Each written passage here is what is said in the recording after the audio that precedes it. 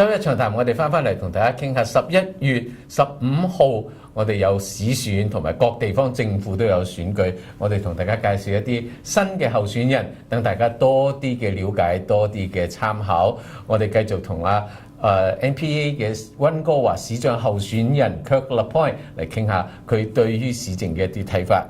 Now let's go back to something more policy oriented. Okay. Is that your opponents criticize that when you present the policies, you only have some vague ideas or very broad the general statements, and you have no experience whatsoever in civic the policies or politics. You are basically an outsider. What is your response? Oh, that's an interesting attack, because I think when you don't have an answer for someone's criticism, you immediately discredit their character and you try to distract people. So here is my record. I've had a front row seat on politics as a senior journalist for 35 years. I've lived in Ottawa and watched prime ministers and cabinet. I've gotten to know a lot of those people. I've been in Toronto, where I've watched provincial governments very carefully. I've been here in Vancouver, where I've watched both civic and provincial governments very, very carefully. And so I have a very good understanding of how decisions are made. I have a very good understanding of how government is organized. But I will say this, the troubles here are so serious at City Hall, I don't think they can be fixed from inside. I think you need a fresh set of eyes on stale problems. Right? And that's why I think, as an outsider, it's going to help the city. I'm also beholden to nobody. I got in this for personal reasons of public service. I didn't get in because I wanted to make money. I didn't get in because I wanted to make a bunch of new friends in industry.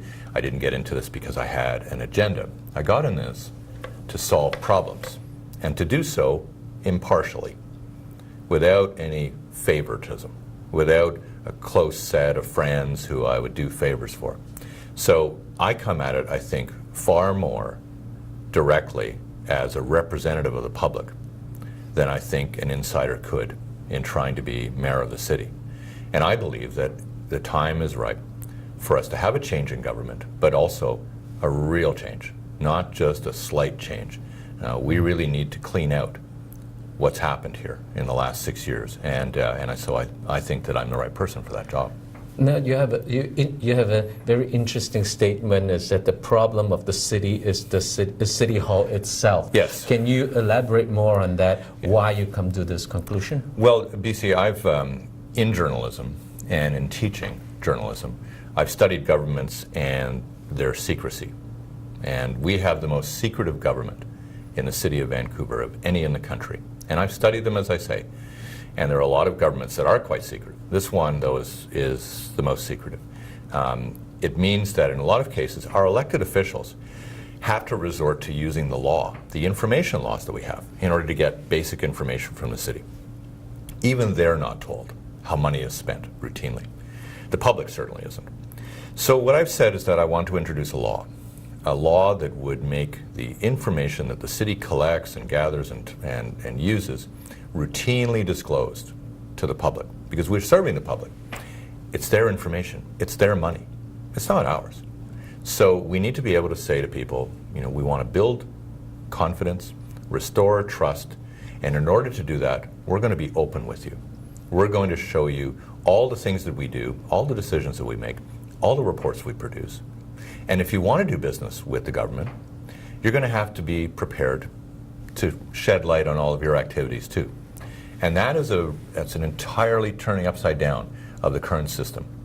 Between that and the fact that we will also consult people, consult the community on every single issue that matters, those two things in combination are the equivalent of a cultural change at City Hall. And that's what I think it needs. It's not just a little tweaking, a little bit of a new policy here and a new policy there. You need a whole cultural change. And for those who understand business, they'll know what cultural change really is, which is that you have to actually pull a lot of things out. And we'd also make sure that our public servants are impartial. that they're no longer politicized, and that they also are not muzzled, so they can talk to the public.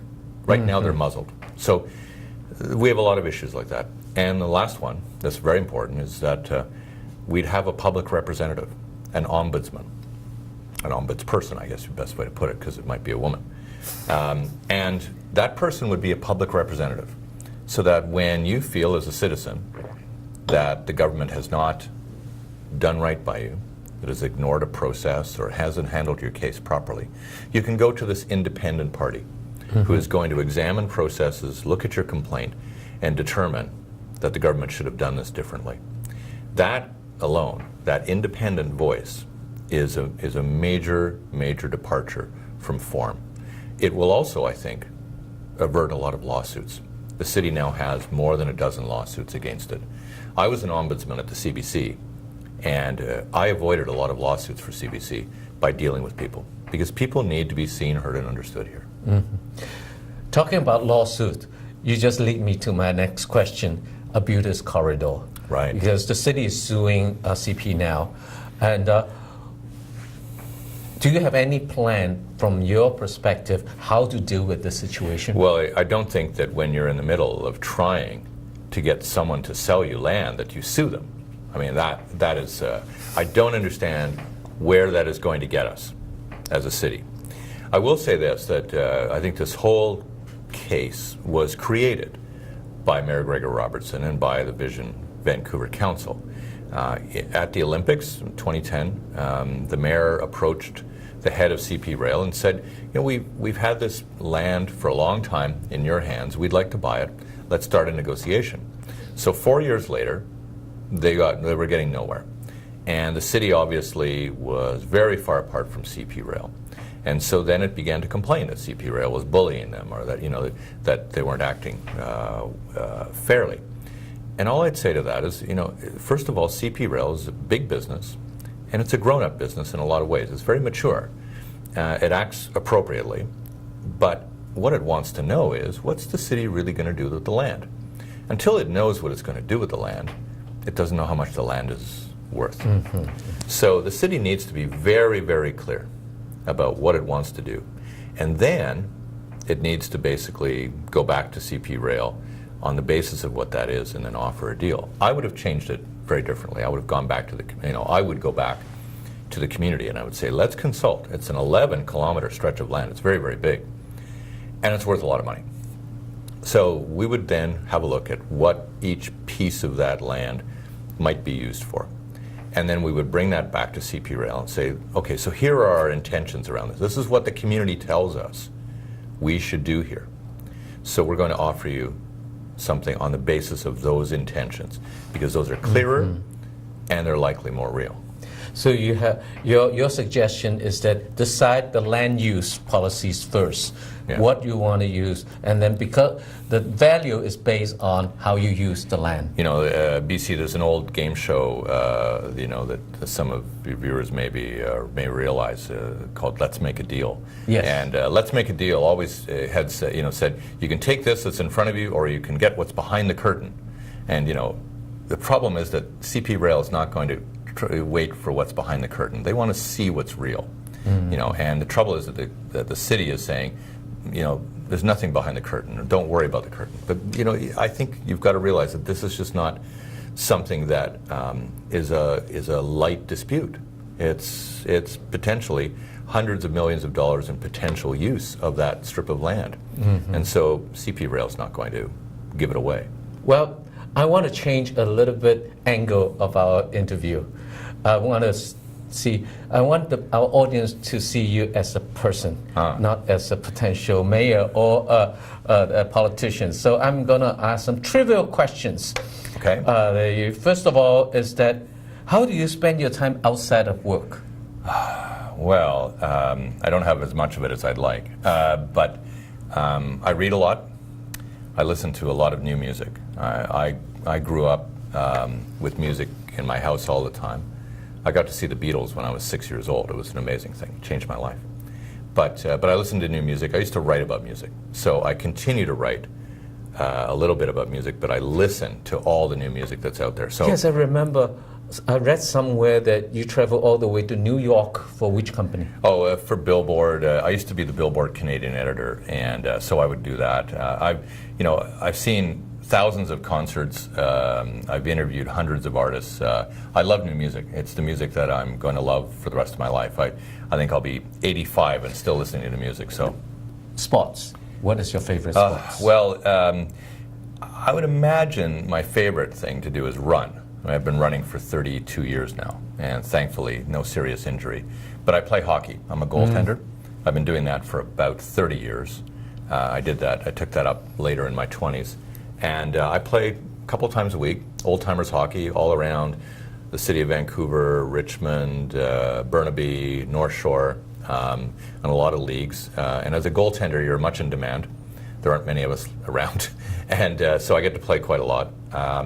I bicycle. I definitely love getting out because this is one of the few cities anywhere where it's just beautiful like this, and you've got great scenery and great air, and it's fabulous to do that. I do a bit of golfing. I'm not a bad golfer. Haven't played very much this year, so I'm sure I'd be pretty bad if I went out today. Yep. So we have a chance to see the other side of you as a real person. I love recreation. I love getting escape from that. But I also love television. I love the movies. I love reading, and I make sure that I spend a lot of my time doing that. Well, thank you very much for coming. I know you have a lot of work to do. There is also almost like less than 2 weeks before the election, and we wish you the best. We're in the equivalent of playoff season of hockey right now. So it's very intense, but I'm loving it. I'm loving meeting people, and I think we can win.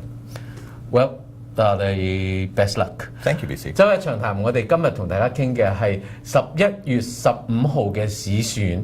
我哋大家都知道，我哋嘅市選方面嘅投票率係非常之低，成個溫哥華只係34% 啫。我哋希望大家多關心、多注意，因為地方政府先至係直接同我哋嘅日常生活有直接關係嘅，所以請大家記住11月15號一定要出嚟投票。周一長談今日到此為止，我係黎伯佳 BC Lee， 下個禮拜再見 ，Thank you。